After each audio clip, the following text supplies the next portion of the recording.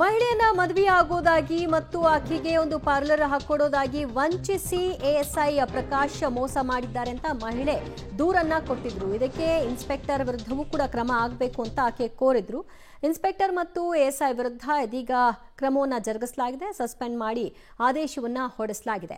ಮಹಿಳೆಯನ್ನ ಮದುವೆ ಆಗುವುದಾಗಿ ನಂಬಿಸಿ ಆಕೆಗೆ ಮೋಸ ಮಾಡಿದಂತಹ ಪ್ರಕರಣ. ಎಎಸ್ಐ ಪ್ರಕಾಶ್ ಕೂಡ ಮಹಿಳೆಗೆ ಕಿರುಕುಳ ಕೊಟ್ಟಿದ್ರು ಅಂತ ಆಕೆ ದೂರಿನಲ್ಲಿ ಹೇಳಿದ್ರು.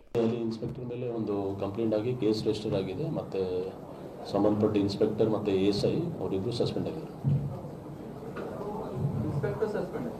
ಎಸ್.